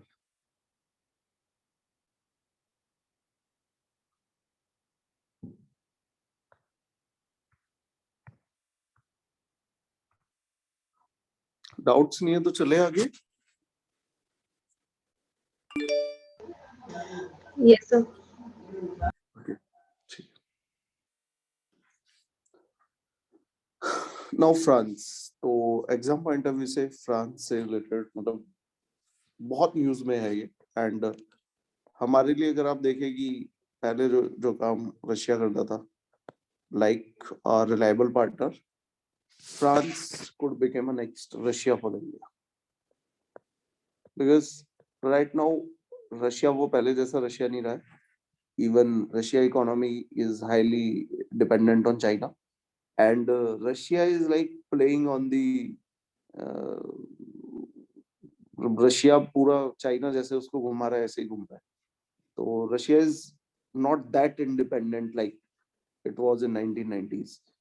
And again US China की राइवलरी हो रही है, and US is also having rivalry with Russia. So अब दो दुश्मन दोस्त होते हैं, तो ये भी एक नई थ्योरी है। तो यहाँ पे France can become a very reliable partner for India. तो what is the relevance of France, अगर आप देखते हैं तो यूनाइटेड नेशन सिक्योरिटी काउंसिल में है, ये परमानेंट P5 में एक मेंबर है, प्लस डिफेंस रिलेटेड बड़ा अच्छा है, एंड डिफेंस रिलेटेड हमें बड़ी हेल्प भी कर रहा है, लाइक रफाल ये दे रहा है, एंड मिराज लाइक कि अभी भी जब हम बालाकोट करके आए थे तो we haven't used Russian fighter aircraft, अभी भी मिराज लेके गए थे। रशियन सुखोई है उनको फिर भी नहीं लेके गए, क्योंकि वेस्टर्न जितने भी इक्विपमेंट्स हैं they are bit sophisticated comparison to Russia. Yes, it's a true fact. यहाँ पे भी है। तो अब यहाँ पे कुछ था फ्रांस में, टू बैन ऑन हिजाब, तो ये था फॉर एज ऑफ 18। तो लाइक ऑफ हिजाब आप सभी लोगों को पता होगा, तो मुस्लिम गर्ल्स के लिए लाइक मतलब मैं तो मफलरी टाइप का बोलूँगा, आपको अपना फेस कवर करके रखना है, तो इट्स तो इन्होंने बैन किया है। तो okay, then first military exercise space में किया इन्होंने यूएस वगैरह ने, ठीक है, कुछ बहुत बड़ी बात नहीं है। Bill to battle Islamist extremism, तो यहाँ पे थोड़ा सा है ना, इस देश में भी थोड़ा सा एक्सट्रीमिज्म बढ़ता जा रहा है। यहाँ पे आपको याद होगा एक प्रोफेसर का काइंड ऑफ असैसिनेशन ही कर दिया था, तो उसको लेके भी थोड़ा सा वहां पे दिक्कत है, ठीक है। नाउ फ्रांस से रिलेटेड और क्या बताऊं आपको। Now again French revolution, French revolution के आउटकम ही है हमारे इंडिया के प्रीएम्बल में, liberty, equality and fraternity. Yes, these are ये मतलब फ्रेंच रेवोल्यूशन का आउटकम था, liberty, equality, fraternity. And these are कभी पढ़िएगा यार, कभी टाइम मिले, व्हाट इज इक्वालिटी है क्या। इवन आज ही सुप्रीम कोर्ट की जजमेंट को मैंने पढ़ा, मैंने पूरी मतलब 4-5 पेज मैंने जजमेंट के खोल के पढ़े, सुप्रीम कोर्ट ने क्या बोला। अभी आज ही जजमेंट आई है और नीट के रिजर्वेशन के ऊपर। देन दे टॉक अबाउट कि what is merit and some is arguing how the reservation violate the merit system. Then Supreme Court के क्या जस्टिस ने क्या जबरदस्त बात की, तो बड़ा इंटरेस्टिंग था। ठीक है, कभी पढ़िएगा टाइम मिले इस एग्जाम के बाद। सो फ्रांस, ठीक है। और हम क्या कर रहे हैं फ्रांस, यस, एक प्रोजेक्ट था P75 करके प्रोजेक्ट था, जिसमें हम P75 करके प्रोजेक्ट था जिसमें हम डीजल इलेक्ट्रिक सबमरीन्स यहाँ से ले रहे हैं, फ्रांस से ले रहे हैं। तो इट्स ऑल्सो वेरी स्ट्रेटेजिक, ये एक परचेज थी हमारे लिए। तो जर्मनी, फेडरल इलेक्शन हुए, फेडरल है तो जाने दो, फेडरल का मतलब ठीक है, चलो कोई नहीं है। एपिडेमिक इंटेलिजेंस हब बनाया है, Germany sign IAS framework agreement. अच्छा, ये आईएएस नहीं है, इंटरनेशनल सोलर अलायंस, ISA है। ठीक है ना, हमारे अनिल सर भी थोड़ा सा। इंटरनेशनल सोलर अलायंस आपने सुना है? International solar alliance, it is a initiative by yes India and France jointly था। और ये हमने कब किया था? इन 2015, जब पेरिस एग्रीमेंट साइन हुआ था। तो उस समय था, इवन इसका इंटरनेशनल सोलर अलायंस का हेडक्वार्टर भी गुरुग्राम में है। और इसमें हमने एक प्रोजेक्ट फर्दर इसको एनहेंस कर रहे हैं, one sun one grid, one sun one grid project, कि पूरी दुनिया को हम कनेक्ट कर पाए। तो जर्मनी भी इससे जुड़ रहा है। सो this is one of the initiative how India should become a leader in solving this climate change issue. तो देखिए, इंटरनेशनल सोलर अलायंस यूएस लेके आता तो लगता कि ठीक है, देखो ये लेके आए, but India provided the economic situation we have, the kind of low technological development we have, financial capacity नहीं है, still we are just doing our part, जितना भी हम कर सकते हैं, कि जितना भी हमारे लेवल पे बन सकता है हम कोशिश कर रहे हैं। ठीक है, ग्लोबल प्रॉब्लम्स को सॉल्व करने की। ठीक है, नाउ हांगकांग से रिलेटेड याद रखना, ये this particular territory is very much in news. देख लेना पहले पढ़ती कहाँ पे हांगकांग। तो ये आपका पड़ेगा हांगकांग, आपका ये रहा China, and this is Hong Kong. China के बिल्कुल साउथ में है हांगकांग, ये रहा आपका Hong Kong. It just a financial hub है हांगकांग, बहुत जबरदस्त है, जैसा लंदन है वैसा ही है। तो हांगकांग पहले ब्रिटिशर्स की पोजीशन में था, एंड ब्रिटिशर्स ने 1989 को इसको वापस दे दिया चाइना को। बट इन्होंने बोला कि भैया अब ब्रिटिशर्स ने इन लोगों को रूल किया है, तो यू कैन थिंक दैट कि ब्रिटिशर्स ने तो इन लोगों को डेमोक्रेटिक बना दिया होगा, but China is not a democratic country. तो उस समय इन्होंने कैसे मैनेज किया होगा? तो ब्रिटिशर्स और इनके बीच में एक एग्रीमेंट हो गया। वो एग्रीमेंट ये था कि क्या रहेगा, one country two system,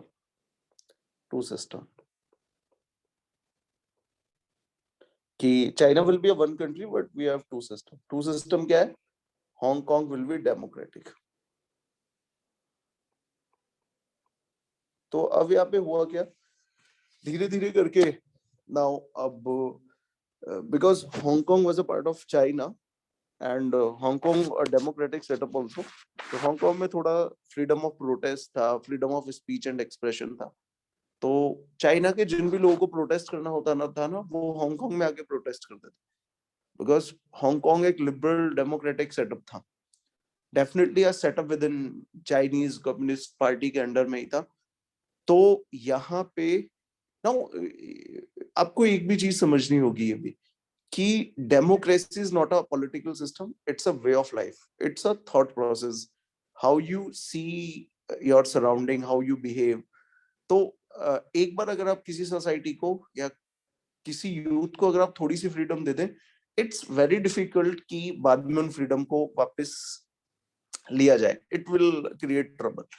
but China ने यहाँ पे क्या किया, 1989 में तो इन्होंने एक्सेप्ट कर लिया बट उसके बाद से लेके सक्सेसिवली चाइना ने वहां की लोगों की फ्रीडम को कर्टेल करना स्टार्ट किया एंड इंस्टीट्यूशनली स्टार्ट किया। याद रखिएगा, कोई एक लीडर आके कर रहा है, इट डजंट मैटर, वो जिस दिन जाएगा चेंज होएगा, but when you create certain fix structurally institutions आप बना देते हो कि जो एक इंस्टीट्यूशनल वे में आपकी डेमोक्रेसी को, फ्रीडम को कर्टेल कर रहे हैं, then after a point of time it will become very difficult to reinstate the previous system. तो अब उन्होंने फाइनली 2020 में, जब पेंडेमिक था, इन्होंने नेशनल सिक्योरिटी लॉ पास कर दिया, नेशनल सिक्योरिटी लॉ। अब इस लॉ के अंदर में तो दे कैन अरेस्ट एनीवन, मतलब प्रैक्टिकली अब इन्होंने on paper, yes Hong Kong still is a democratic setup, but on paper ये practically now Chinese government can arrest anyone, किसी को भी अरेस्ट कर सकती है, किसी की भी फ्रीडम ऑफ स्पीच को कर्टेल कर सकती है। तो ये आपको याद रखना है, वन कंट्री टू सिस्टम किसके लिए फेमस था, एंड नेशनल सिक्योरिटी लॉ 2020 में बहुत ही न्यूज में था। क्लियर है बच्चों? Yes sir. Okay, now Israel. अब ठीक है, इजराइल से रिलेटेड पहले तो ये याद रखो, इजराइल पैलेस्टीन कॉन्फ्लिक्ट थी, इजराइल वर्सेस पैलेस्टाइन।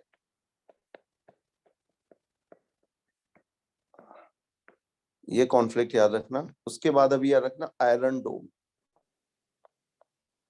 आयरन डोम ये एक डिफेंस सिस्टम था इजराइल का, एंड अगेन जबरदस्ती डिफेंस सिस्टम था। इट विल लाइक कि, मतलब आपने देखा है ना, पैलेस्टाइन ने एक साथ 1600 मतलब 1500 मिसाइल्स फायर कर दी इजराइल के ऊपर, और इजराइल के कैसे आयरन डोम डिफेंस सिस्टम ने काम किया, देखा था आपने? इट्स लाइक कि स्ट्रेट Yes, sir. सीधा का सीधा तुम किसी साई-फाई मूवी से लेके आ रहे हो उसको।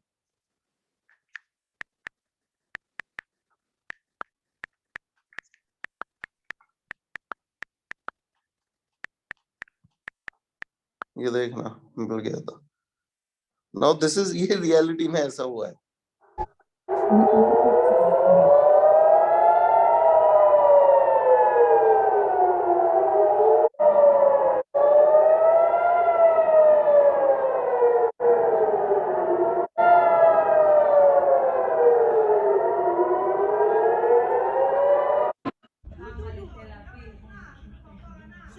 בוטו, שוגרו ישראלים, טוב. לא, זה הם יורים אלינו. וואי, וואי. जैसे ये एक साइड से मिसाइल आ रही है और दूसरी साइड से डिफेंस सिस्टम उन मिसाइल्स को डिस्ट्रॉय कर रहा है।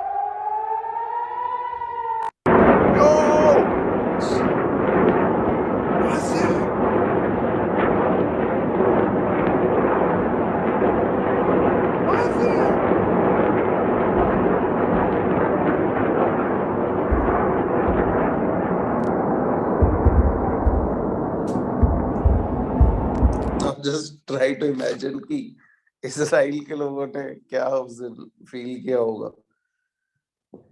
ठीक है ना, एक जस्ट इमेजिन कि एक छोटी सी 9 mm की पिस्टन से एक छोटा सा गन फायर होता है और पूरी की पूरी मार्केटें खाली हो जाती है, और यहाँ पे इट्स लाइक कि थाउजेंड्स ऑफ मिसाइल्स छोड़ी जा रही है।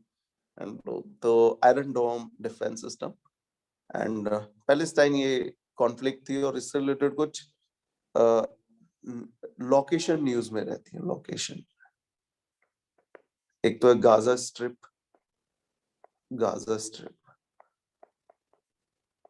और एक है गोलन हाइट्स।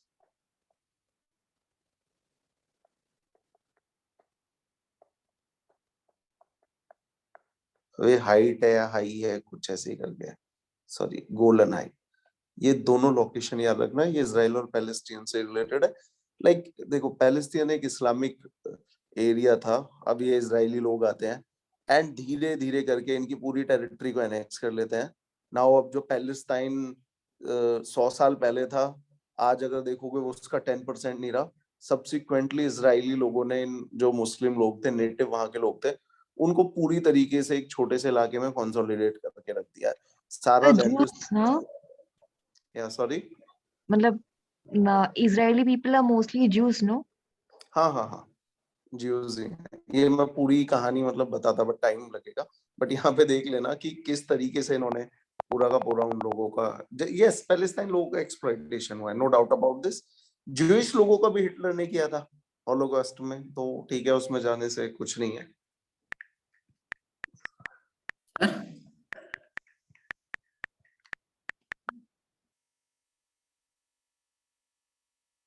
ये देखो, ये मैप का इवोल्यूशन है।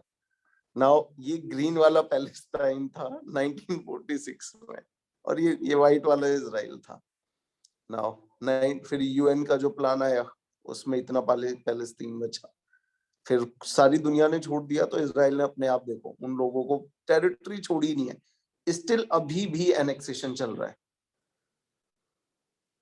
तो ये बुरा हाल वहां पे हुआ है।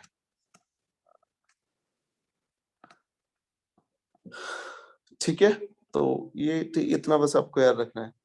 Like 5 million Palestinians are classified as refugees by UN. समझ में आ रहा है, अपने इलाके था, अपनी जमीन थी, बाहर से कुछ लोग आते हैं, टेक्नोलॉजिकली पावरफुल है, इकोनॉमिकली पावरफुल है, they are smart people, more educated than you, अच्छी टेक्नोलॉजी डेवलप करते हैं, पैसे कमाते हैं, तुम ही लोगों को सक्सेसिवली किक आउट कर देते हैं। तो वो ठीक है। अब ये लोकेशन हो गया। Iron dome defence system news में था, first country to use aerial laser weapon to shoot down drones.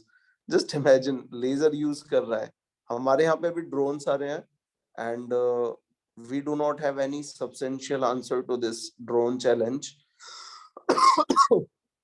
उन्होंने लेजर वेपन स्टार्ट भी कर दिए हैं। Green pass for people with, ठीक है, तो नॉर्मल सा ही न्यूज में रहता है। क्या क्या डिफेंस परचेजेस हम ले रहे हैं इसराइल से? इसराइल से क्या ले रहे हैं? एक तो है हमारा कोई सिग्निफिकेंट जो भी न्यूज में हो, एक तो बराकेट है, बराकेट, बराकेट ये नेवी का डिफेंस सिस्टम है, याद रखना। मतलब नेवी की शिप पे कोई मिसाइल से अटैक कर रहा है, तो नेवी की शिप से मिसाइल निकलती है काउंटर अटैक करने के लिए, तो बराकेट। और कुछ कोई बहुत स्ट्रेटेजिक परचेज नहीं है, क्योंकि फुल पार्ट कोई नहीं बनाता है, इनपुट्स बनाता है बड़े पार्ट्स में।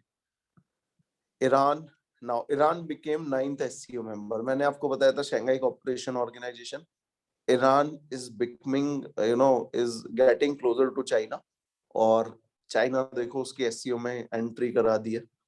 और देखो ईरान एंड नॉर्थ कोरिया ने मिसाइल जो कोलैबोरेशन था वो रिज्यूम कर दिया है। नाउ लाइक कि चाइना के दो छोटे भाई हैं, एक तो है नॉर्थ कोरिया एंड एक है पाकिस्तान। छोटे भाई भी नहीं है, दे आर लाइक कि लेफ्ट और राइट हैंड, ये दोनों छोटे चेले हैं, तो इनसे जो भी काम कराता रहता है। अब नाउ देखो कि कितना एक इंडिया की सराउंडिंग में कितना डिफिकल्ट एक नया strategic, geo strategic mega shift हो रहा है। पाकिस्तान जो कभी हमारी साथ फ्रेंडली रिलेशन नहीं रखेगा, चाइना न्यूक्लियर कैपेबल, उधर अब ईरान है, वो चाइना का सेकंड बच्चा बन गया, अडॉप्टेड सन बन गया। ना अफगानिस्तान है, वो खुद उसे ही नहीं पता कि वो किस डायरेक्शन में जा रहा है। Afghanistan is like adopted son of Pakistan, so we are surrounded by these adopted sons, so Pakistan, उधर ईरान, अफगानिस्तान, इधर नॉर्थ कोरिया। तो इंडिया की अगर आप देखें वेस्ट एशिया में सिचुएशन इज वेरी बैड, बहुत कुछ हमारे पास खेलने के लिए है नहीं। ओके, सो आज चलो ईरान तक ही करते हैं, अगले 5-10 मिनट है, ये PDF मैं आपको अभी शेयर कर दूंगा, अगले 5 मिनट है आपके पास, you can ask whatever you can.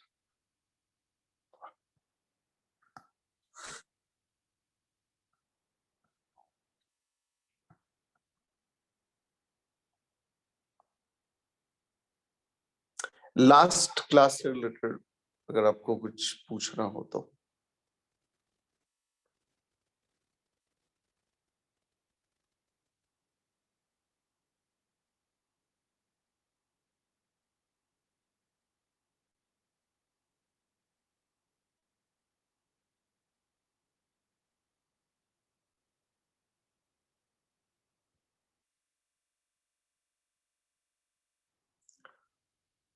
ठीक है, तो कल इसको कंटिन्यू करेंगे एंड आई विल ट्राई कि मैं इसको फिनिश करा दूं।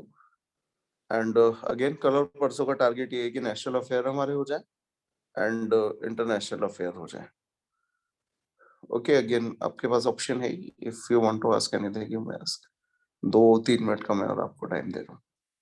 Sir, and after this PDF, you'll move back to static GK. इसके बाद है ना, ये वाला हो जाए स्टैटिक जीके में कुछ लाइक स्पेसिफिक टाइम बचेगा तो कराएंगे, डिस्कस करेंगे ही हम। अगर आपको कुछ ऐसा है कि स्पेसिफिक कि ये पूछना है तो वो आप बता सकते हैं। तो मैंने पूछा था ट्राइब्स ऑफ इंडिया। ये ट्राइब्स वाला मिसलेनियस में मैं आपको एक बार करा दूंगा कि scheduled tribes, tribal area, PVTGs और मेन 8-10 ट्राइब्स के बारे में 15-20 ट्राइब पढ़ लेंगे, करेंगे वो। पहले ये है ना, थोड़ा सा ये हाई यील्डिंग एरिया है, करंट बेस्ड स्टैटिक, मतलब ये आपको एक नेशनल की एक इंटरनेशनल की ऐसी 5-6 शीट मिलेंगी और मतलब ठीक ठाक क्वेश्चन इनसे लग जाता है। तो ये हाई यील्ड एरिया, उसके बाद बाकी करेंगे लो यील्ड। सर जी बताइए दिशा। और मेरा उसमें था जीडीपी एलएनपी वाला पार्ट में, इकोनॉमिक्स में, स्टैटिस्टिक्स। इकोनॉमिक्स से रिलेटेड डाउट थे आपके? हाँ सर, वो जीडीपी वगैरह में थे, उसको मतलब वो थोड़ा सा फॉर्मूला। हाँ निशा, ये है ना लाइक कि मतलब मैं इंटरनेशनल नहीं करने वाला था, इको ही करने वाला था, but most probably next week में आपका इको ही होगा और इको का स्टैटिक अच्छे से होगा और करंट भी उसमें हम करेंगे। तो उसमें करंट ही है वो और उससे बेस्ड स्टैटिक करेंगे। तो उसमें इको के आपके जितने भी डाउट है, जितने भी बच्चे भी सुन रहे हैं, इको में आपको कोई भी स्टैटिक में इशू हो तब आप मेरे से डिस्कस करना। तो हम करंट को भी पढ़ेंगे, स्टैटिक को भी पढ़ेंगे, 3-4 क्लासेस में हम सारा पूरा कर लेंगे।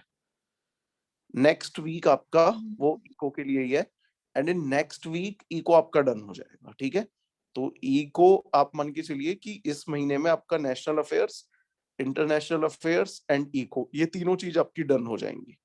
और पॉलिटी हम कर ही चुके हैं, मॉडर्न हिस्ट्री का भी एक कर ही चुके हैं और बाकी भी आपकी एमसीक्यू वाली क्लास भी हो ही रही है। तो जो आपको ये मिल रहा है ना, इसको एक बार रिवाइज करते जाइए और इसमें कुछ आपको लग रहा है कि अच्छा ये एडिशनल है तो वो आप कर सकते हैं, बट पहले ये जितना आपको कराया जा रहा है इस बेयर मिनिमम को कम से कम करिए। ठीक है, okay okay. So next class में इको के में जिन भी बच्चों को डाउट आ रहा है, जिनको बेसिक नहीं पता है, नेक्स्ट वीक पूरा हम इको पढ़ेंगे, चाहे 4 क्लास लगे 5 क्लास लगे। तो आप इको को नेक्स्ट क्लास में आप सारे डाउट लेके आइएगा नेक्स्ट वीक में। So I had या प्लीज बताइए। जैसे आपने मॉडर्न हिस्ट्री काफी हद तक पढ़ा दिया, but there are also more aspects ancient and medieval. So what do you suggest? How do we go about it? यार इसमें है ना, ये जो एंशिएंट एंड मिडाइवल है ना, ये बहुत ही मतलब लो यील्ड और लो वैसा वाला है। बहुत कुछ आपको पढ़ेंगे, उसके बाद बहुत कम क्वेश्चन लगते हैं, बहुत ओपन एंडेड है। बट ये है कि अगर आपको पढ़ना ही है तो art and culture point of view से थोड़ा सा पढ़िए। एंड पहले भी आर्ट एंड कल्चर की सर ने क्लास ली हुई है, जो दूसरे सर कराते हैं उन्होंने क्लास ली हुई है, तो आप एक बार ग्रुप पे पूछ लेना, ड्राइव में आई गेस कुछ अपलोड होंगी। तो आर्ट एंड कल्चर की कुछ 5-6-7 क्लासेस थी। तो आर्ट एंड कल्चर ये एंशिएंट एंड मिडिवल पीरियड में ही तो इमर्ज हुआ। तो इसको भी अगर आप पढ़ लेंगे ना, उस डायमेंशन को भी देख लेंगे तो भी काफी है। अदरवाइज ये बहुत ऐसा इलाका है कि एक तो ये समझ में नहीं आता है, सारी फैक्चुअल इंफॉर्मेशन रखते हो, प्रैक्टिकलिटी से कनेक्शन जीरो है। लाइक कि whenever I am teaching you anything politically और इकोनॉमिक के कोई कॉन्सेप्ट बता रहा हूँ, उन सब की प्रैक्टिकल एप्लीकेबिलिटी है और वो प्रैक्टिकल एप्लीकेबिलिटी आप लोगों के लिए बहुत आसान बना देती है इसको रिलेट करना। मॉडर्न हिस्ट्री भी समझ में आती है, एक पूरा कॉन्सिक्वेंसेस हैं, एक पूरा एक कॉज और इफेक्ट रिलेशन है। मॉडर्न और मिडाइवल में कुछ भी नहीं है, जस्ट डेड है वो पूरा। तो उसमें क्या होता है कि अब एग्जाम से जस्ट 40-50 दिन पहले कोई बच्चा उसमें बहुत एफर्ट लगाने की कोशिश करता है तो रिटर्न बहुत कम रहती है। मतलब अगर आप उसमें 50 घंटे इन्वेस्ट करेंगे, 70 घंटे इन्वेस्ट करेंगे, हार्डली यू विल गेट 1 और 2 क्वेश्चन, और उसकी भी गारंटी नहीं है। समझ में आ रहा है मैं आपको क्या बताने की कोशिश कर रहा हूँ? अगर आप 1 साल पहले तैयारी कर रहे हो, 8 महीने पहले, स्टिल आप वहां पे टाइम दे सकते हैं। तो अभी बहुत कुछ उसमें ज्यादा करने की कोशिश ना करें, ठीक है। करना है, बेसिक पता होना चाहिए, बेसिक पता भी होगा बहुत सारी चीजें। तो बेसिक उसमें मैं बता दूंगा, लाइक 5-6 क्लासेस आपको आर्ट एंड कल्चर की, और पीडीएफ भी स्मार्ट की तरफ से प्रोवाइड की गई है, एक बार उसे पढ़ लो, उन क्लासेस को देख लो। उसके बाद बाकी ये जो कराया जा रहा है ना, ये जब सब कर लो, टाइम बचे, देन यू कैन आस्क। इसलिए मैंने सारे बच्चों से बोला हुआ है कि देखो आप सभी लोगों की सिचुएशन अलग अलग है, एंड ट्रस्ट मी, मैंने अपना भी एग्जांपल दिया था कि भाई यूपीएससी का बच्चे ऐसे हैं कि जो 4 साल में भी क्रैक नहीं कर पा रहे, और कुछ बच्चे 8 महीने में भी आगे क्रैक कर देते हैं। तो कुछ बच्चे 1 साल से तैयारी कर रहे हैं टेस्ट की, कुछ अभी आए हैं। तो अपने आप को ये नहीं सोचना है कि नहीं मैं नहीं कर पाऊंगा। प्लस आपको कितना करना है, अब यहाँ पे आपको एक कस्टमाइज अपने स्पेसिफिक तैयारी करनी है। आप में से बहुत सारे बच्चों का बैकग्राउंड है कि कुछ स्कूल में अच्छा पढ़ा होगा, बहुत सारी इंफॉर्मेशन अभी याद है। बहुत सारे बच्चे मेडिकल बैकग्राउंड वाले हैं, उनको कुछ भी नहीं पता। तो यहाँ पे आपको स्मार्ट जो दे रहा है, इट्स लाइक कि it's more than enough, as well as basic also. It depend upon कि आपका लेवल क्या है। अब एक बच्चा है, उसने ये सारी पीडीएफ पढ़ ली, वो बोल रहा है सर और बताओ। अब डेफिनेटली मैं ये थोड़ी ना बोलूंगा कि उससे कि उसको सारी जो भी हमने प्रोवाइड किया है सब पता है, तो उसको कुछ एडिशनल बताया जा सकता है। इवन उसके शायद ऐसा हो कि वो कुछ भी पढ़े, उसमें से एक भी ना है, या एक आध क्वेश्चन आ जाए। अब आप में से बहुत सारे बच्चे ऐसे हैं कि ये जो बेसिक, ये जितना हम करा रहे हैं वो भी कवर नहीं कर पाएगा। तो इसीलिए अब आप सभी लोग अपने कस्टमाइज स्टडी प्लान बनाएं, और अपनी कस्टम नीड के अकॉर्डिंग डिस्कस करें कि सर इतना मेरा हो गया है, सिचुएशन ये है, इतना टाइम है, इतना मैं दे सकता हूँ, क्या क्या मुझे कवर करना है। तो अपना कस्टमाइजेशन के हिसाब से अब चलें, ठीक है। क्योंकि अब टाइम आपके पास लिमिटेड है, तो उसमें बहुत कुछ एडवेंचर करने की कोशिश ना करें। कुछ लोग अभी ऐसे आते हैं कि वैसे तो मतलब लाइक कि पूरे साल भी उनके पास टाइम होता है तब नहीं पढ़ते हैं, और लास्ट के 10-15 दिन पहले पता नहीं उसमें किसकी आत्मा आ जाती है कि अब तो नई बुक ही खरीद के लाएंगे, मैं उसको पढ़ूंगा। पूरे माउंटेनियस टास्क ले लेते हैं और वो प्रैक्टिकली नहीं हो पाते हैं। तो प्लीज इस टेम्पटेशन से बचे कि अगले 30 दिन में तो मैं इतना पढ़ लूंगा कि लिमिटेड ही आप पढ़ पाएंगे, क्योंकि सारे बच्चों के पास वो टाइम सेम ही है। तो इस टेम्पटेशन से प्लीज थोड़ा सा बचें, ठीक है। जितना आपको यहाँ पे दिया जा रहा है पहले उसको कवर करें, उसके बाद अगर आपके पास टाइम है तो देन यू कैन आस्क कि सर मैं फर्दर क्या कर सकता हूँ, ठीक है। तो या पॉलिटी और ज्योग्राफी में क्या इम्पोर्टेंट है, क्योंकि मैंने ये टॉपिक्स अभी तक कवर नहीं किए हैं, मैंने जैन में ही ज्वाइन किया था। तो आप एक काम मैंने कीजिए, सी हाँ हाँ, मैं आपको बता रहा हूँ कि ज्योग्राफी की भी 2 क्लासेस ली हुई हैं, ड्राइव पे होंगी, एंड पॉलिटी की भी 3-4 क्लासेस ली हैं, 4 या 5 क्लासेस ली हुई है, और उसमें पॉलिटी हमने अच्छे से कवर किया है। तो एटलीस्ट पहले आप उनको देख लें, क्योंकि पॉलिटी से है ना 3-4 क्वेश्चन फंस जाते हैं, और आ जाते हैं, बच्चे कर पाते हैं। तो पॉलिटी एक थोड़ा सा हाई यील्ड एरिया है, तो पॉलिटी की ड्राइव पे आपको 3-4 क्लासेस होंगी, 4 होंगी या 5 होंगी, उनको एक बार आप पढ़ लें। प्लस हम पॉलिटी के भी करंट अफेयर्स कराएंगे, तो उसमें कुछ जो डाउट्स होंगे वहां पे आप क्लियर कर लीजिएगा। बट पहले अभी 3-4 क्लासेस थी, उनको आप एक बार पढ़िए। मैंने पॉलिटी की कुछ क्लासेस देखी, उसमें कॉन्स्टिट्यूशन से स्टार्ट किया है, तो मैंने कुछ बैकग्राउंड लिया है फंडामेंटल राइट्स का, और जो स्केड्यूल्स और अमेंडमेंट्स हैं, आर्टिकल्स, सर उसका भी हम कुछ पोर्शन अभी प्रेजेंटली कवर करेंगे, क्योंकि मतलब कुछ अभी भी 2021 में कुछ अमेंडमेंट्स हुए हैं अभी। वो करंट अफेयर्स का पार्ट है, ठीक है ना। इवन लाइक कि ये बता चुके हैं कि लाइक आज मैंने खत्म करा दिया, अब कल कुछ नहीं अपडेट आ गया। तो वो करंट अफेयर्स में जो भी आपके किसी भी करंट अफेयर्स को आइसोलेशन में मत देखो। Current affairs is nothing, just the extension of the static subject. तो क्योंकि वो स्टैटिक कॉन्सेप्ट में एडेड नहीं है, दैट्स व्हाई उसको करंट अफेयर्स में हम पढ़ा रहे हैं, ठीक है ना। तो करंट अफेयर्स को आइसोलेशन में देखने की जरूरत नहीं है कि अलग ही दुनिया है, no, just the extension of static ही है। Okay sir, I just wanted to ask, अगर मैंने वो कुछ वीडियोस देख ली हैं और कुछ मुझे समझ में आ गया, आई नीड अ पर्सन जिससे मैं डिस्कस कर सकूं कि जो मैंने समझा है इज इट राइट, इसके ज्यादा डीप में पढ़ने की जरूरत है या नहीं, या फिर उसके लिए गाइडिंग, क्वेश्चन। हाँ मैं आपको बता रहा हूँ, उसके लिए गाइडिंग प्रिंसिपल आप ले सकते हैं कि आपको एक स्मार्ट की तरफ से बुक मिली हुई है, उसमें जितना पॉलिटी का मेंशन है उतना पढ़ ले, उससे ज्यादा पढ़ने की जरूरत नहीं है, तो उतना भी काफी है। अगर आपको कुछ स्पेसिफिक पॉइंट है वो समझ में नहीं आ रहा है तो आप मुझे भेज सकते हैं, देन आई विल रिप्लाई, मैं बता दूंगा। सर वो बुक में तो लाइक लैंग्वेज है, उसमें क्वेश्चंस भी है क्या? क्वेश्चंस नहीं है, बट आपको हर सब्जेक्ट के लाइक इको के 150-200 क्वेश्चन दिए हैं, इसी तरीके से आपके पॉलिटी के भी 150-200 क्वेश्चन आपको मिल जाएंगे। सर उसी बुक में? नहीं, अलग से आपको पीडीएफ मिल जाएगा। मिल गया होगा, नहीं मिला होगा तो by the end of this month आपको मिल जाएगा। लाइक इको के शेयर कर दिए हैं तो इन द सेम वे आपको पॉलिटी के भी कुछ एमसीक्यूज मिल जाएंगे। Okay, right sir. ठीक है ना। और जो बच्चे हैं ना, अभी आप यहाँ पे जितने भी बच्चे हो, जस्ट मेक अ एनालिसिस कि क्या मेरा हो रहा है, कुछ नहीं हो रहा है। अगर लाइक कि अब आपके पास इतना भी टाइम नहीं है कि सर मैं नोट्स भी नहीं पढ़ पाऊंगा, वो जो सारे हैं, इन केस में मैं क्या करूं, तो उसके लिए भी एक शॉर्ट टर्म जुगाड़ है। मतलब डेफिनेटली अब आप फुल फ्लेज नहीं कर पाओगे तो खाली भी नहीं बैठना है, बट कुछ करना भी है। उस केस में भी क्या करना है, देन मेरे से आप पूछ सकते हो, मुझे टेक्स्ट कर देना, बट वो स्पेसिफिक एक बच्चे के ही लिए है। ऐसा नहीं करना वो मैं कुछ जुगाड़ बता रहा हूँ, जिन्होंने अच्छा पढ़ा हुआ है वो भी फिर फालतू में उस उस तुक्के का यूज करे, ऐसा नहीं है। ये उन्हीं लोगों के लिए लाइक इन्होंने जैन में ज्वाइन किया हुआ आपने, अब उस पॉलिटी को पूरा उतने अच्छे तरीके से पढ़ना इट्स नॉट पॉसिबल। तो इसमें क्या किया जाए कि मैं अपनी सिलेक्ट होने की पॉसिबिलिटी को बढ़ा सकूं, पॉलिटी को ट्रेडिशनल तरीके से ना पढ़ के स्टिल क्या मैं कोशिश कर सकता हूं कि मैं ज्यादा से ज्यादा क्वेश्चंस अटेम्प्ट कर पाऊं। उस केस में क्या करना है वो मैं तुम्हें बता दूंगा। तो जैसा मैंने बताया, हर एक बच्चा जो देखो सारी चीजें जैसे हम अपडेट करा रहे हैं वो करता ही जा रहा है, उसको तो कोई टेंशन लेने की जरूरत ही नहीं है।